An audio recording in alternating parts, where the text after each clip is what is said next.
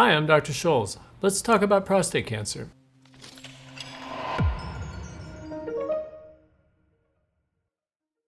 This video is going to cover hormone blockade for prostate cancer for men in the Azure stage of prostate cancer. Azure is the high risk, more consequential type of prostate cancer. Men in Azure are going to get some form of hormone blockade in most cases. There is a higher risk of spots spreading outside the gland, and this necessitates some sort of intervention or therapy that can circulate throughout the blood and can attack the cancer in other parts of the body.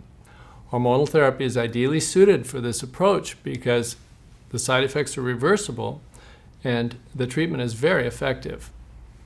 So men in the Azure stage are routinely administered hormonal therapy in conjunction with other therapies. So hormonal therapy is a remarkable form of systemic therapy. If you compare it to chemotherapy, for example, it has higher response rates and, in general, fewer side effects.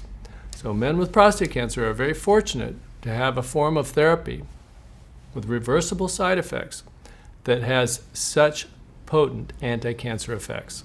Hormone therapy, we call testosterone inactivating pharmaceuticals, medicines to block testosterone, consist of three broad categories. We have a milder type of hormonal blockade called the anti-androgens, Casodex and Nilutamide, for example. The sort of standard hormone therapy is the LHRH agonists, Lupron, Trelstar, Eligard, that block testosterone coming from the testicles. And now, in the last 5 years, we've had some more enhanced, stronger hormonal therapies that actually block testosterone within the cancer cell. Medicines like Erleada, Xtandi, and Zytiga. There's a role for all three of these categories in the management of Azure.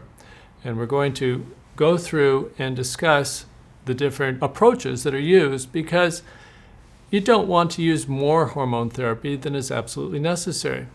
The longer you administer it and the larger number of medicines that you use, the more you're going to run into side effects. And we will be talking about how to correct some of these side effects in a separate video. There's a whole art to minimizing the side effects of hormonal therapy. So when we're talking about Azure, we're looking at the three subtypes of Azure: Low-Azure, Basic, and High-Azure. And I contend, and many experts contend, that radiation is sort of the backbone for treating Azure, resulting in higher cure rates than surgery does. But when you give radiation for Azure, you're going to be administering some hormonal therapy, some TIP, concomitantly with the radiation. This is why it's so important to know your subtype. Men in Low-Azure can get away with just 4 to 6 months of Casodex plus Lupron type approach. Men that have Basic-Azure need a longer time period. Studies seem to indicate about 18 to 24 months of Casodex plus Lupron in conjunction with the radiation and seed implants, as we've gone into or will go into in other videos. Men that are in High-Azure, and you can find these different categories at the PCRI website. High-Azure is a PSA over 40, a Gleason 9, and other factors such as seminal vesicle invasion. Men that are in the High-Azure category should strongly consider adding some of these more potent agents such as Erleada, Xtandi, or Zytiga to the Casodex and Lupron, and then continue that for about 18 to 24 months. So how much hormonal therapy you get and how long the treatment is continued is dependent on the subtype, how serious the Azure stage prostate cancer is.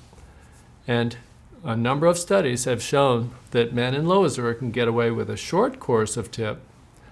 Men with Basic-Azure require 18 to 24 months. And men in High-Azure should strongly consider adding some of these newer, stronger hormonal agents to enhance and to optimize their cure rates.